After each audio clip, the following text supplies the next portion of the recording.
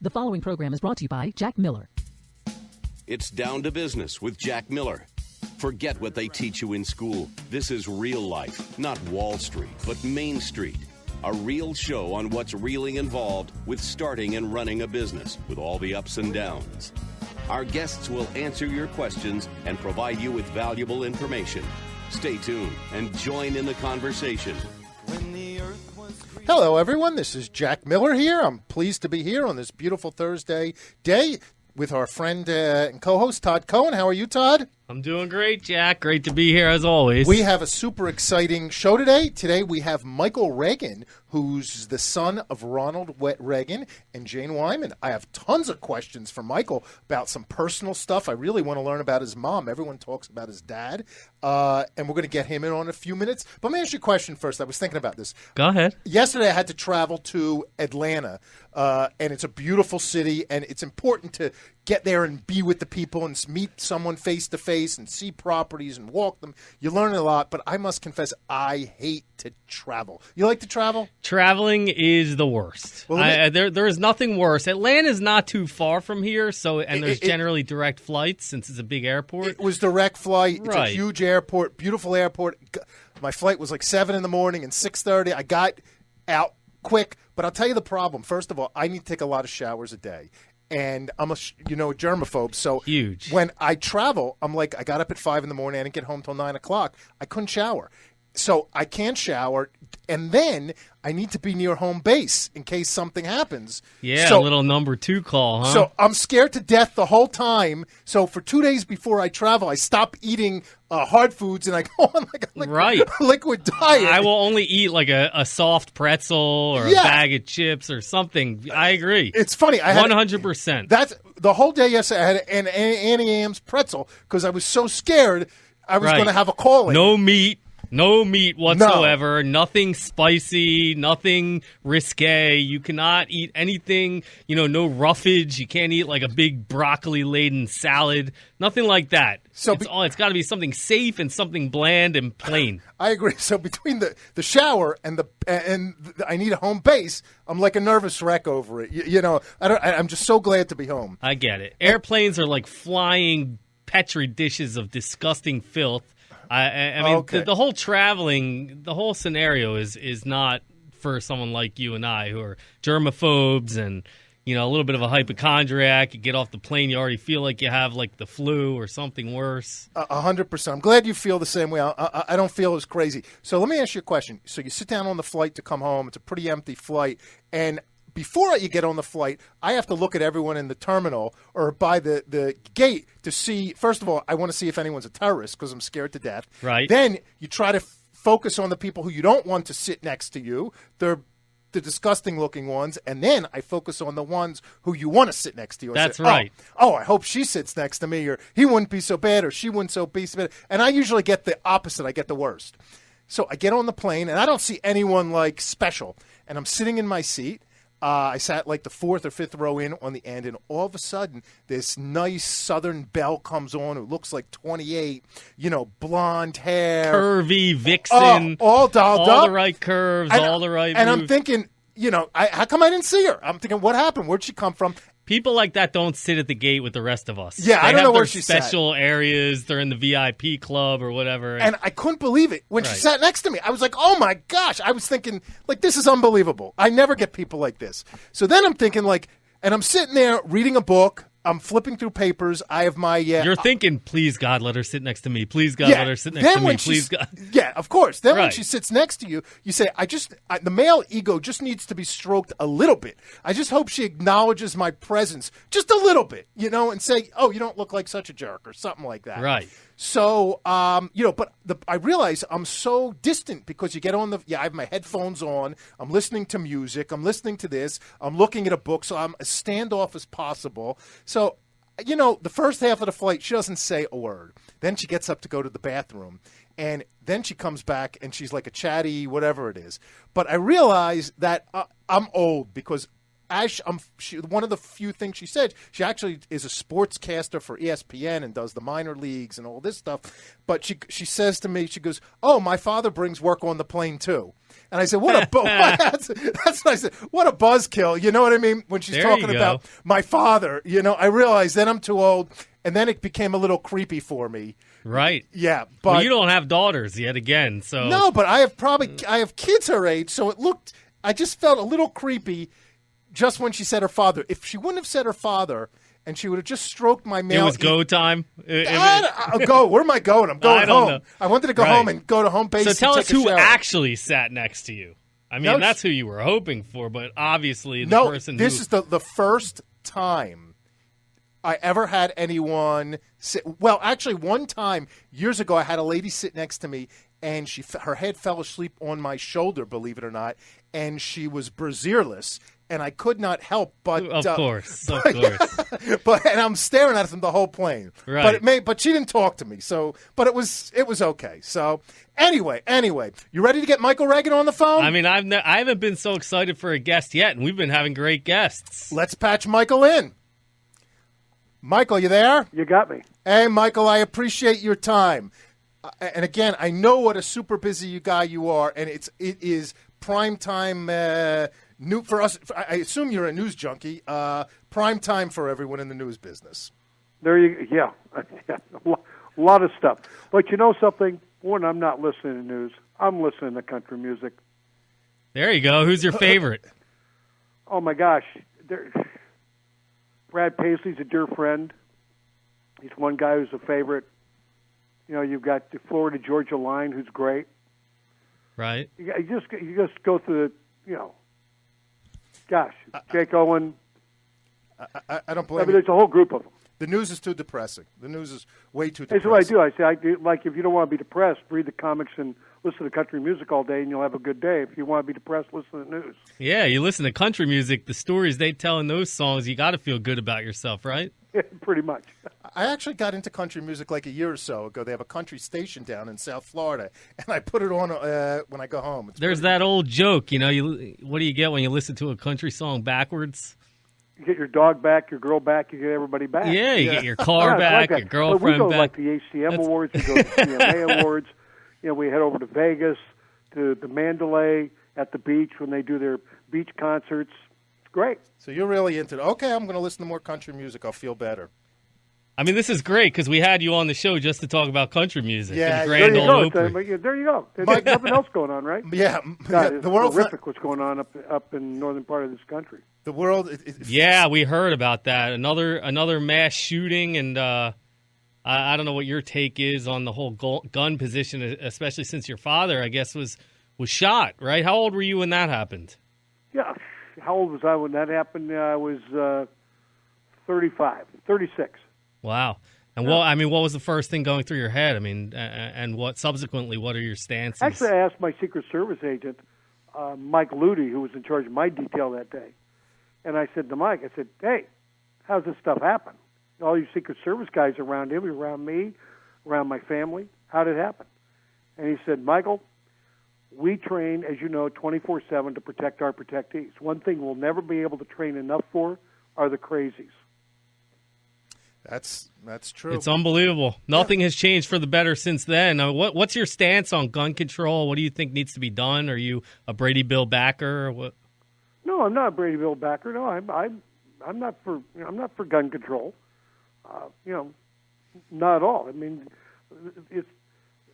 guns are not the problem. Guns are just the end result of a society that's just absolutely fallen apart with no moral compass. That's very true. Mike, before we get into politics, and there's so much to talk about on the political season and the world events just every day, I have a couple questions for you. So much is talked about your father and your relationship with your father, but it seems that you had an extremely famous and really an A-list mother.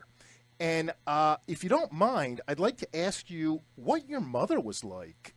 My mom? Yeah. I'm the way I am because of my mom. Yeah, especially as she got older. You hear so much about your father. And look, your father is a hero of mine. I think he's been the best president, probably since Lincoln. But I'm just curious because not as much is written about your mother. And I was just curious what she was like as a person, especially in her later years. I mean, my mom was buried as a Dominican nun to the Third Order. She brought my sister Maureen and I and herself into Catholicism back on December 8th, Feast of the Immaculate Conception, 1954. And she went to Mass every single day of her life from the time she came into Catholicism, prayed for me and my family every day that I would come back into the church, and prayed that my wife and my children, her grandchildren, would become part of the church. And she had a great relationship with the kids, and we had a great relationship, really for most of our lives. I mean, I went through a whole series of issues when I was younger. I don't know how much you know about me, but I was sexually abused by a day camp counselor at 8. He took nude photos of me by the end of 3rd grade, so I was right at 9. He had me develop the photographs and then said to me, wouldn't your mother like to have a copy? And so my relationship with my mom, my dad, my sisters, and everybody else just blew apart.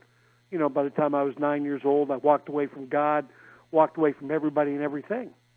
I have no friends from that era because I didn't want any. So, when I finally started dealing with this, which was 1987, when I was writing my first book, On the Outside Looking In, I began to really put together the pieces and put back together the relationship because it wasn't their fault. What had happened to me, it just what happened, and it was a matter of just dealing with it. And so my mother's and my relationship was great. I mean, it was just, it was really terrific. She was a great lady, didn't look for the media, didn't want to be in the media. She had a great television series in the 80s called Falcon Crest. Yeah, she Everyone did. knows that. And, like I said to somebody who said, hey, you're Ronald Reagan's son. I said, yeah, but my mom's making as much a week as he's making in a year. Well, I was going to actually talk to you about that. I know this is crazy, but this is what goes on in my crazy head. But first, she won what, an Oscar or an Academy Award? Yeah, she won the Oscar in 1948, Best Actress, for a movie called Johnny Belinda. She played a deaf mute. If you ever want to see a scene in a movie, she was raped, right? Academy Award. Google Jane Wyman signing the Lord's Prayer. I'll definitely do Wow. That got her the Academy Award basically in 1948. She was nominated, I think, 3 or 4 more times for Academy Award for Best Actress. Yeah, she was. Interesting enough, I mean, to talk about her, she was a star in Lost Weekend, which won Best Picture. She got her own Academy Award for the movie that we're talking about, where she plays a deaf mute, Johnny Belinda. She was also she started with Bing Crosby, and Bing Crosby, the song that they sang in the Cool, Cool, Cool of the Evening, won Best Song in a motion picture in 1951. Who she's has the only one that's ever, gotten basically a trifecta in that, and along with that, she held the record for the longest on-screen kiss of any actress in Hollywood. She has 2 stars in the Hollywood Walk of Fame and handprints and footprints of Grandma's Chinese. That's amazing. Now, who has those Academy Awards now? Is that all you? Well, the Academy Award, which she died because years ago, some children of a Academy Award winner took the Academy Award or awards of the parents, whoever won it, I don't know what it was, father or mother, and sold the Academy Award because they're worth a lot of money. I was actually going to ask you about that. Yeah, they're probably worth close to $200,000, and at the time they may still be. And so the Academy made a determination and passed a kind of a rule or law when somebody who wins an Academy Award passes, the award goes back to the Academy. Now I could go and argue and say, could you give it to me? But I understand that whole process. I do have, however, her Golden Globes. She won like 3 or 4 Golden Globes. So, do you own the Jane Wyman name and the? No, I don't own the Jane Wyman name. No. That's I don't know if I never even looked at it that way. I've never. Gee, I own the Jersey one. Everything me is about capitalism and how I can make money. How I can please my wife and make money. What's your favorite role of hers of all time? There was a movie she did called The Yearling. Oh, I read that book with Gregory Peck. Yeah, and I always thought that. I mean, the one she won the Academy Award for, Johnny Belinda, is phenomenal because she plays a deaf mute. So that was a great role. But I always, when I was growing up, I always really liked The Yearling because of the deer and the doe and the whole kind of thing. She had a great career in acting and had 2 television series 30 years apart. And I remember one time I was doing Hannity and Combs years ago, and she called me. And she said, "Oh, Michael, I just saw you on Hannity and Combs." I said, "You watch Hannity and Combs?" "Oh," she says, "I watch it every night at 6 o'clock." That's funny. I said, "You watch Hannity and Combs?" Mom and I never talked about politics. And so I said, "You watch Hannity and Combs?" And she said, "Yes, I watch it every night." She says, "I saw you." And I said, "Really?" I said, "Well, what do you think?" "Oh," she said, "I thought you were wonderful, but you have a fat face." Only a mother could say Mom, that. for the uplift. I got you. Mike, we got to take a break. I appreciate you opening up about your mom. Stick with us for about 2-3 minutes. We'll be right back, and then we'll ask you a bunch more questions. That's right. Thank you. Back in 2 with Michael Reagan, son of Ronald Reagan. And Jane Wyman. Turn that dial. We will be right back. Are you tired of dealing with unreliable banks and brokers who charge upfront fees and never deliver on their promises? You don't have to. Gelt Financial Corporation has been in business since 1989 and offers a stated income loan program for non-owner-occupied residential and commercial real estate investors. No tax returns required. What are you waiting for? Call Gelt Financial right now at 561-221-0900. Again, that's 561-221-0900. 561-221-0900. Did you invest in a non-liquid real estate partnership? Do you want and need liquidity? There's finally an answer. Quick Liquidity is a direct buyer of real estate minority interest and tenants in common investments across the country. To find out if we would buy your non-liquid investment, call us at 561-221-0881 or visit us at quickliquidity.com. That's quickliquidity.com. If you're buying, selling, or investing in real estate, call attorney Dan Kaskow, 561-237-6822. Mr. Kaskow is board certified by the Florida Bar as an expert in real estate law. He's been practicing law for more than 20 years and is a partner in the law firm of Sachs Kaplan with offices in Boca Raton and Tallahassee. Dan Kaskow handles real estate, corporate, condominium, and homeowner association matters throughout Florida. From residential purchases and sales, bulk buying and selling of condominium units, to purchases and sales of commercial properties. Contact attorney Dan Kaskow at 561-237-6822 for your real estate, corporate, and community association legal needs. Attorney Dan Kaskow, 561-237-6822. Non-attorney spokesperson for attorney Dan Kaskow. You landed on 880 The Biz, South Florida's only business talk station. 880 The Biz, where money talks.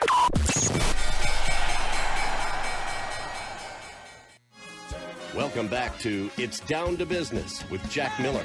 Call us at 305-541-2350. Follow us on Facebook at Jack Miller Down to Business or on Twitter at HJackMiller1. Hello, everyone. This is Jack Miller with Todd Cohen, and we're lucky enough to have Michael Reagan on the phone with us. Mike, I appreciate you sticking it out on the commercial break. Mike, it seems to me that every family in the world has issues, and life is just dysfunctional, to say the least. And we all deal with it in our own way. And like I say, whenever you think someone is normal, you don't know them well enough. And whenever you think someone doesn't have problems, you don't know them. But how do you and I guess it's what you've lived. I'm amazed how you cope with it, or what kind of coping mechanisms do you have? Because every aspect of your life, your mother's life, your father's life, Nancy Reagan, your stepmother's life is dissected, and every word in your brother's life, every word, is talked about 100 times. And I just can't imagine how hard that is to, one, live under the shadow of such parents, and how do you deal with it on a day-to-day basis? It's really not easy. I mean, it's very tough, and it's because everything you do is, under a microscope. You make a mistake, it gets blown, out of proportion or taken out of context, if you will, and that's hurtful to the family. And then, like me, who has a couple of children. I mean, now they're 37 and 32, but you don't like to see people writing stories about them. I mean, my daughter a couple of years ago, at our Halloween party, dressed up like a military policeman, and her date dressed up like Osama bin Laden. And she got in trouble. She was arresting, him, and they did a full-page spread in National Enquirer about Ashley, how her grandmother would just be upset, her grandfather would be rolling over in his grave. What an embarrassment to the family, and so this is. What happens. And people ask me, why don't you run for office? I said, God, I'm not going to put my family out there in public anymore. If I can help it, I'm just not going to not do that. I go all over the country and speak, and all over the world and do things. But, it used to be when, in my dad's day, families were off limits. Now everybody's, a target. Oh, yeah. And I think it's because there's so much media out there.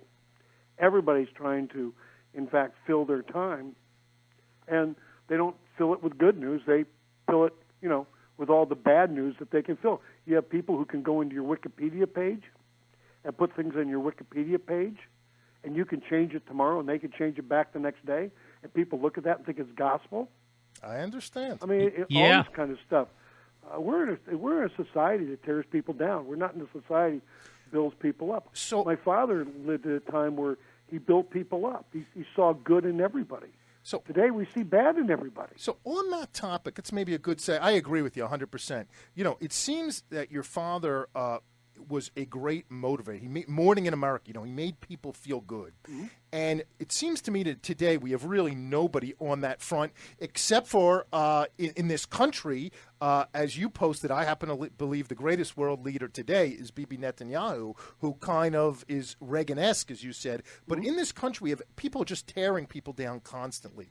And I was curious your thoughts on that. And are these people making the right decision by constantly going on the attack?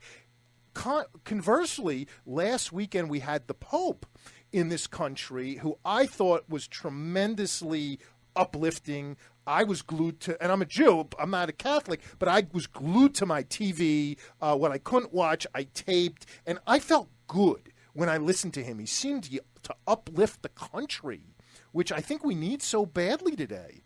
Oh, yeah, absolutely.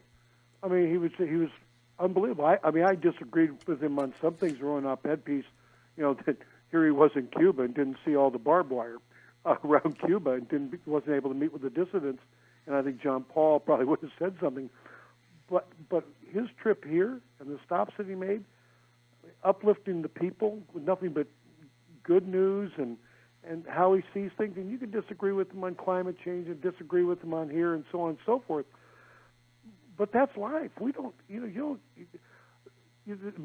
I've run into as many people who voted for my father who disagreed with him that agreed with him because they liked him.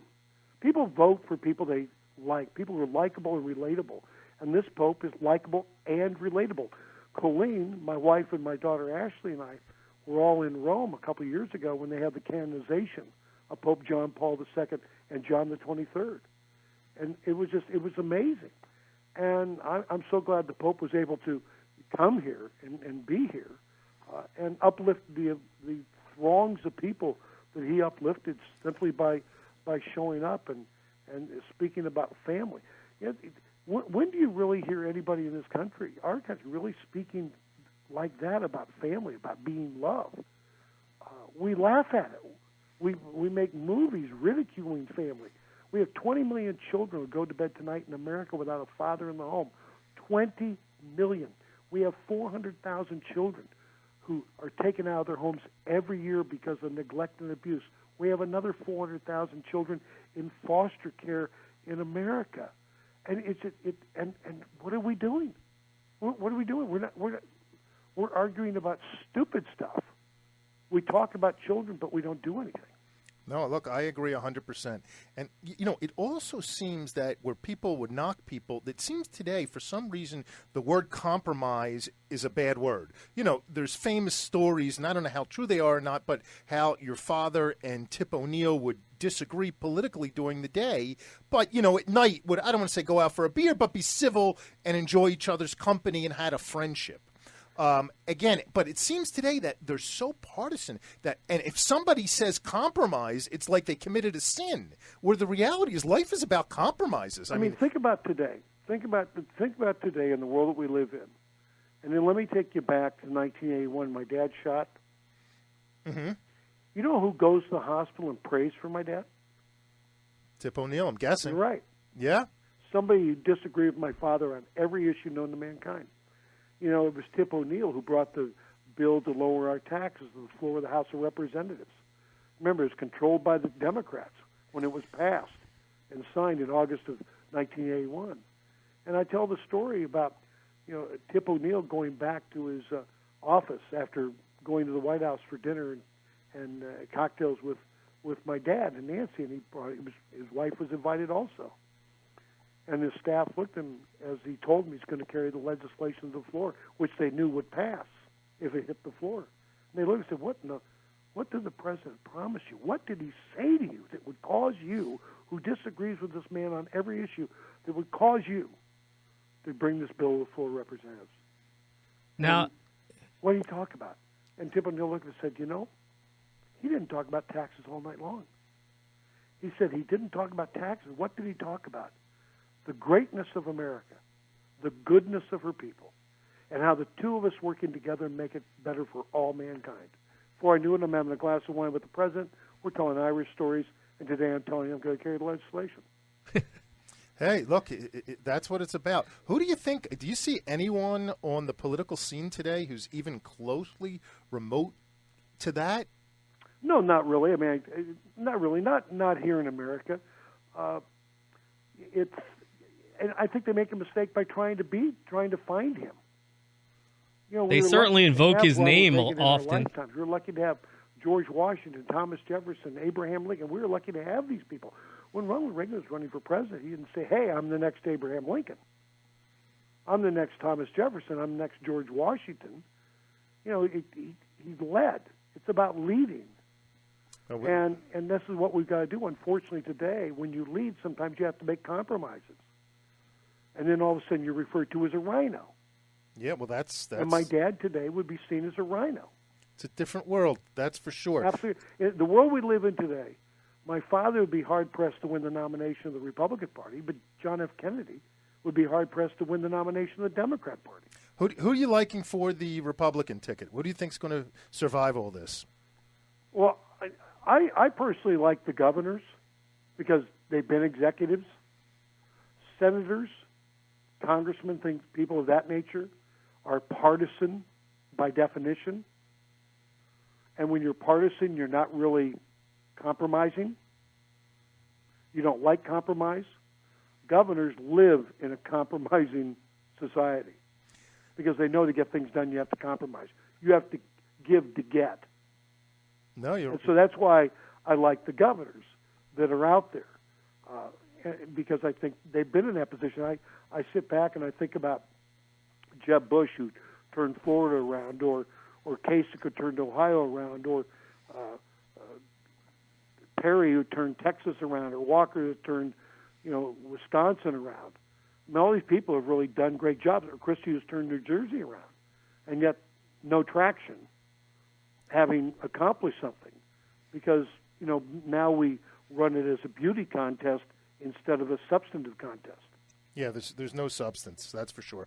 On the Democratic side, you think Hillary's going to stick with it? Or, I hope so. Or do you think this government? Oh, I'm voting for Hillary if she's on the ballot when it comes to California for the primary. I am voting for Hillary. That's excellent. Michael, we got to take a hard break for traffic. That's a good topic to end on. We'll be back in 3 minutes for your last segment. Thank you. You got it. Don't turn that dial. We'll be right back. Turn it around. Do you need long-term real estate financing? Gelb Financial is located right here in Fort Lauderdale, Florida, and provides 30-year terms with no balloon payment whatsoever on non-owner occupied residential and commercial real estate. With a minimum loan amount of only $75,000 all the way up to $5 million, we provide common sense underwriting and quick closings. We don't require tax returns whatsoever. Call right now at 561-221-0900. Again, that's 561-221-0900. Did you invest in a non-liquid real estate partnership? Do you want and need liquidity? There's finally an answer. Quick Liquidity is a direct buyer of real estate minority interest and tenants in common investments across the country. To find out if we would buy your non-liquid investment, call us at 561-221-0881 or visit us at quickliquidity.com. That's quickliquidity.com. Welcome back to It's Down to Business with Jack Miller. Call us at 305-541-2350. Follow us on Facebook at Jack Miller Down to Business or on Twitter at HJackMiller1.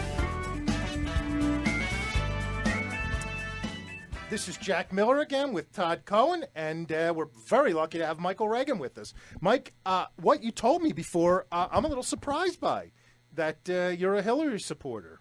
Every Republican on the planet should want Hillary to get the nomination of the party. Why? I mean, if we don't think we can beat Hillary Clinton, why do we even have anybody running for president of the United States? Gotcha. So you want Hillary to get the Democratic, but not... Oh, yeah. She won't win the presidency. I got you. People vote for people they like or they relate to. Nobody likes or relates to Hillary Clinton. Even her husband has trouble liking her sometimes. And... my God, she was beaten by Barack Obama. I understand. So I hope Hillary gets the nomination of the party. I mean, I always say to people when they say, why would you want Hillary? I say, would you rather run against Joe Biden? Look at the polls today. Now, I've been saying that for 2 years. I've been saying this. And look at the polls they're at. Biden beats everybody. You think Biden's going to run? God, I hope not.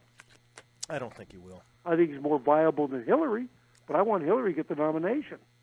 I got you. I mean, goodness gracious. You know, I just tell people, if you want to find out what I'm doing, a lot of stuff I'm doing, I have a website, ReaganLegacyFoundation.org. Perfect, because I was going to talk about that. Why don't you tell everyone what that is? Because I think that's a fantastic... ReaganLegacyFoundation.org is the foundation I set up back in 2004 that supports scholarships for the men and women who serve aboard the USS Ronald Reagan, which, by the way, as of tomorrow morning, will be home ported in Japan for the next 10 years to keep an eye on North Korea and on China. She just left San Diego at the end of August. So I provide scholarships for the kids that serve on the ship. We also have opened up a Reagan exhibit at Checkpoint Charlie Museum in Berlin to tell the story about my father. We have a plaque in the ground at the Brandenburg Gate commemorating his speech of 87. We worked with the Poles to have a statue of my father and Pope John Paul in Gdansk, Poland. Last year, we opened up a Reagan at Normandy exhibit at St. Mary Glees, Normandy. In May, we just put the first brick in the ground for what's going to be the Ronald Reagan French-American Freedom Conference Center there at St. Mary that we will dedicate next May, have international conferences there. We're filming existing living D-Day vets to be able to tell their story at that conference center. We're also talking to groups now in Israel about having a Ronald Reagan the Refuseniks exhibit in Israel. So these are the things I'm doing. Plus, I speak all over the country, different venues, and speak all over the world on other venues.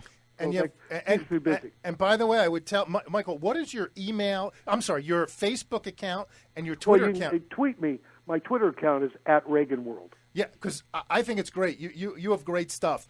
Talk to me about one of my favorite people in the world, Bibi Netanyahu. I saw you posted something about him an hour or so ago. Yeah, I mean, I tweeted. I say everybody's looking for the Ronald Reagan in America. Basically, said the Ronald Reagan isn't in America. The Ronald Reagan speaking at the UN, Bibi Netanyahu, is as close to Ronald Reagan as anybody will ever get. I agree. We should follow his lead. Those are some powerful words. I agree with it. What do you think of the whole Iran deal and how it affects Israel and just the whole mess we're in there? I think you heard it pretty well straightforward from Bibi Netanyahu this morning. Israel's not going to allow Iran to get a nuclear weapon. So Israel may go it alone. We'll see what happens. They may have to go it alone. But hopefully we have a president that we elect that is supportive of Israel.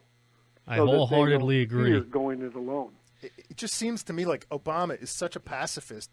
We're like the patsies of the world. It seems. Yeah, but when you wake up every morning. It goes beyond that, Jack. I mean, I travel all over the world. When you wake up every morning thinking, what has America done wrong today? And you blame America for everything in the world, then all your negotiations are going to be the way they are. Ronald Reagan woke up every morning and thanked God for this wonderful country and went around the world as a cheerleader for the United States of America. And I think we need a cheerleader back. And whoever's going to be the loudest cheerleader will probably win the election in 2016. All right. Just a couple fun questions I have, Michael, if you don't mind to indulge me. You were in your 30s when your father was president, but did you spend any time at the White House? Oh, yeah. I mean, certainly did. I spent some time at the White House, but I wasn't living at home. But, spent some time there. Flew on Air Force One, which was really kind of cool because it now sits, as everybody saw, at the Ronald Reagan Presidential Library in Simi Valley. So I'm involved with the library. I'm involved with the Young Americas Foundation, who bought my father's ranch back in 1998, and all the things they do with kids. Any young people listening, just Google YAF.org and see what they're doing with young people and what they're doing with the ranch, which is terrific. So I work with them on occasions, but the White House, and I got to meet a lot of people. I mean, I got to meet the Mikhail Gorbachevs and the Margaret Thatchers and those kinds of people, and had relationships, and which still in many cases, like Mikhail Gorbachev, still go on today. Would you say that Mr. Gorbachev, tear down this wall, is your father's most famous words that he ever uttered? Yeah, that's one of his most famous words. It's in a plaque now at the Brandenburg Gate in Berlin. We got that put in a couple of years ago, along with what we did at the Checkpoint Charlie Museum there in Berlin. Yeah, it's a really famous because the wall came down. Right. When you say those things and nothing happens is one thing, but when you say those things and it actually does. No, it happened, and not only just the words, but it was the actions. I mean, he made that happen.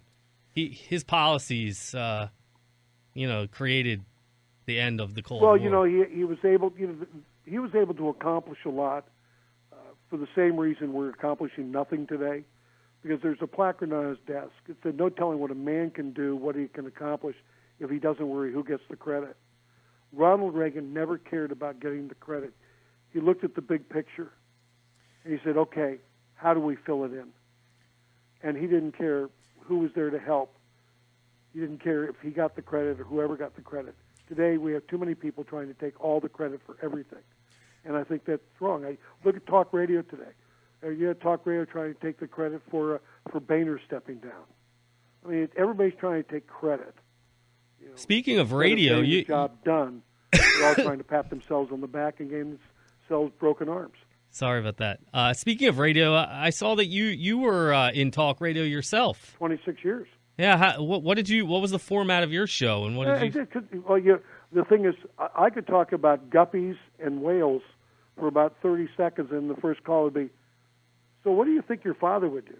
Yeah. I mean, right. That's the world you live in. I joke with people. I could walk into a bank, rob the bank, shoot the tellers, and walk out of the bank, and the police officer arrested me. Would go, "Oh my God, your father was the greatest president this country ever had. My wife's not going to believe who I'm arresting today. Could I get a selfie with you?" So I would try to explain I just robbed the bank and shot the tellers. He'd say, I got to get a selfie. I've got to send this to my wife. She's not going to believe it." Then he'd say, "Who do you think's going to run in 2016? I mean, that's the world you live in. So people don't know all the stuff that I've done, the world titles and powerboat racing. I used to race with the Bob Magoons and and all those guys down in Florida. And, I held 5 world records in the 1980s, and I was outboard world champion 1967, inboard rookie year 66, and largest fundraiser for the United States Olympic team back in 1982. But what happens when your parents are so infamous and iconic? People don't know you've ever done anything. It must be. I say this in all sincerity. It must have tremendous privileges, but I can imagine the burden is awesome. Oh, yeah, because what happens if you're successful, they say, well, you're successful only because of your parents. Well, plus, if you fail, they say, well, you're a spoiled brat anyway. I drive down the street. I pick my nose. No one cares. If you do, it's Ronald Reagan's son. Well, yeah, it's like, for example, we bought a new house about 8 years ago, and everybody thinks that my parents bought it for me, and I go like, that's hurtful. I understand. I mean, you work your tail off to become successful. You become successful. And then you get no credit for being successful. Don't listen. So I've written 7 books. I just signed a contract literally yesterday for my next book. Will be out on Father's Day next year. What's it going to be about? Lessons my father taught me. Oh, that's a good one. So I know we have to go in a few minutes. You have a previous engagement, but I have to ask you I don't want to say a personal question. Your father died very publicly of Alzheimer's. Mm-hmm. My father passed away last year of Alzheimer's, and I wanted to see, just as son to son, how you dealt with that, especially on such a high profile person. Obviously your father's death was totally different than mine, just because, like I say, who he was. But how do you deal with it? Well, that was one of the reasons Nancy sold the ranch, to have the money to take care of our father at home, because you couldn't put him in a center. Because somebody would take a picture of him, it'd be all over the news. Well, it's funny because I was kind of thinking that today. It's just so different today. Yeah.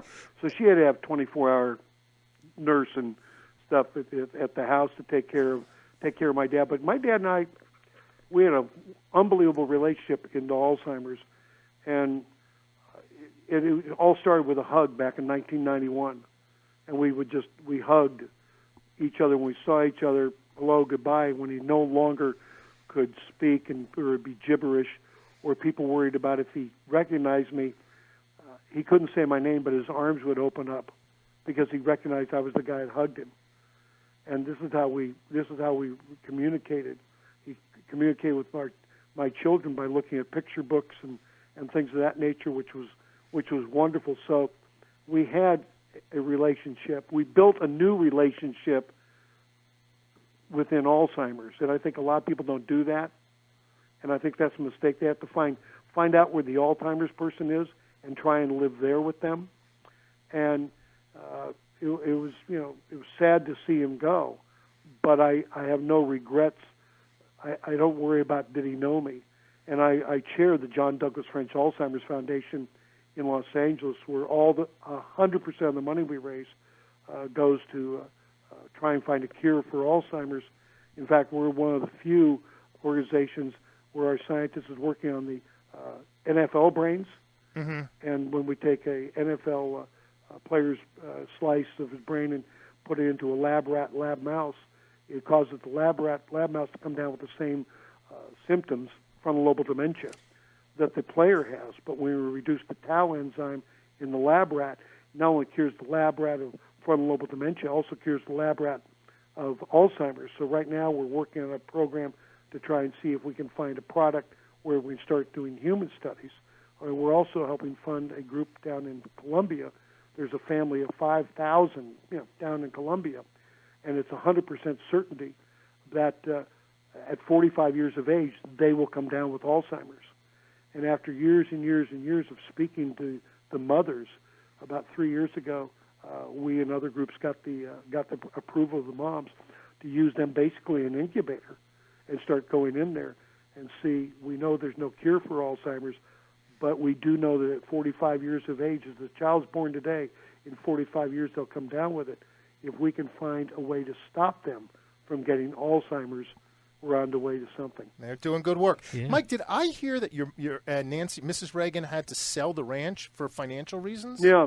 Well, first of all, Dad couldn't go there any longer, but she had to sell the ranch to be able to have the monies.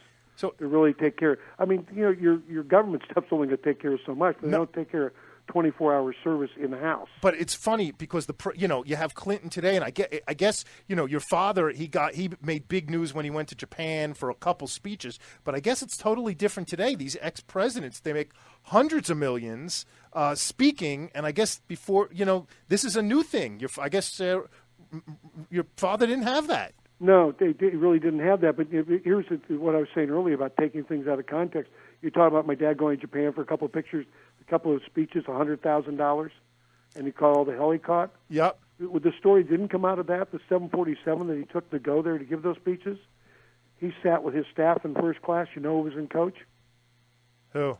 Family members of the military personnel that were stationed in Japan. Gotcha. Yep. Wow. Well, look, He filled the plane with family members, took them there, and they spent 3 or 4 days with their loved ones, flew them there and back in the back of the 747, no charge. Michael, good for him. Good for him, and I have news for you. Great for you. You're doing tremendous work. I feel bad. I know you got to go. I'm going to let you go, but I literally had 3 pages of questions, and I didn't get to any of them. Yeah. But I got to good stuff. Michael, Well, we can do it again, Jeff. Michael, I really appreciate it. I know you have to go. Cut out. Thank you very much. I'm very grateful, Michael. Yeah, you're a good man. Please Thank give you. please Take care. give your Take care. website again and Yes. promote yourself in any way you want right now before you go, and let our listeners. Well, at Reagan World is my Twitter account, and ReaganLegacyFoundation.org is my website, and there you go. Michael, thank you. We're definitely doing it again. I have good questions. You got Thank it. you, Bye-bye. buddy. Take Thanks, care. Michael. I'll tell you, Todd, I'm glad. I had all these questions about Syria and ISIS and Obama and, criminal justice reform, gay marriages. But, people know his issues. People know his feelings on those. Yeah. I was going to ask him about Nancy. He's not shy about sharing his opinion. Oh, no, not at all. But I'm really glad because I think we touched on some kind of personal stuff with him. Yeah. At least I felt like that. Yeah. I did. I feel really good about it. Watershed moments with Jack and Todd, huh? Yeah. Well, look, you Look talk at that. about his mom. We're like Barbara Walters, Jack. Yeah, they can we're come Gonna, we're going to get to do. She's retired now. We could do like the top 10 people of the year. We so can any single women between like 24 and 32, if you have any problems, you want to talk to Todd and I, That's we're right. here for you, right? We can make you cry just like Barbara Walters. Do you That's have our catch do you line. have any particular look you would like? No, I mean, look. You're not discriminating, right? Yeah. A face for radio. A face for radio. I agree. Let them come on. It'll be fun. Now, I really felt good. And, you don't think about it, but I guess Ronald Reagan didn't die a rich man. No, I agree, and it's not like it is today with the speaking engagements and the book deals, and also I think look at professional sports, for instance. I mean, the NBA players and Major League Baseball players and football players, they make way more than they made even changed for inflation than they did back in the 80s. I mean, everything is just a different level. I wonder if he's thinking, if my father would have been a president 10 years later, he would have had $100 million or something. He could That's have. right. Yeah. And the wealth gap in our country has increased at the same rate. So Michael Reagan got gypped out of. That's right. $50 million or whatever his share would have been. There you go. Crazy. Anyway, very good guest. I'm excited. So what's doing in the world of real estate, Todd? Well, look, I mean, there's a lot of things that are happening right now. Again, we alluded to it at the beginning of the show, but there was another mass shooting in the Northwest. Are we desensitized as a society to another shooting? Yeah, 10 people were I killed. think we It's have become that, and it's incredible to me. I mean, we've been averaging since Aurora, I read, we've been averaging a mass shooting per month. It's crazy. And that is, or since Sandy Hook, or since one of the, I can't even keep them all straight. I mean, they're all horrible, and that's a horrible thing to say, but it's there are so many of them, and every life lost is precious, and they're all senseless acts, and they keep happening. My theory is the whole country is so downtrodden and so stressed out. Everyone I know, maybe they don't admit it, but it's just under so much tension and stress that they're exploding. Yeah. I And mean, we in have no South Dakota healthcare just system. yesterday, I think a kid went into the principal's office, got in a fight with his principal, and pulled out a gun and shot the principal in the arm. I mean, thank God the principal's fine, but... Are you serious? Yeah, it's a 16-year-old kid. He walked into the principal's office like we all did when we were growing up, and, I'm sure he was getting yelled at about something he did wrong, or maybe he got a detention, and the kid took umbrage and pulled out a weapon, because that's what we do in high school today, right? We need a real leader. I think I think it's what Michael said. There's no one to cheer us on.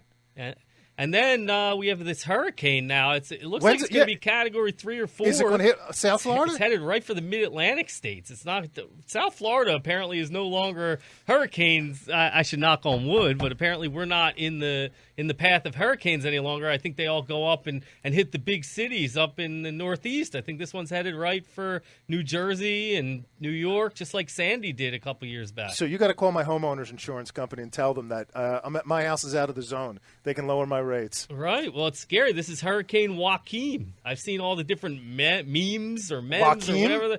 Like they have like pictures of Joaquin Phoenix, and the Joaquin's alcohol going up the coast. And I mean, the world that we live in it's amusing on one hand, and it's really sad and scary on the other hand. And I don't know what to say. So let's talk real estate. I think that's a better thing to talk about. That's a better. Well, hopefully the hurricane won't do damage to real estate. But you were in the Jersey Shore. They rebuilt that. What was Hurricane Sandy like 2 years ago? Yeah, I mean it's an amazing thing. I mean the monies that flowed in, the help that flowed in, because there are areas along the Jersey coast and I guess Long Island coast that just were devastated by that storm.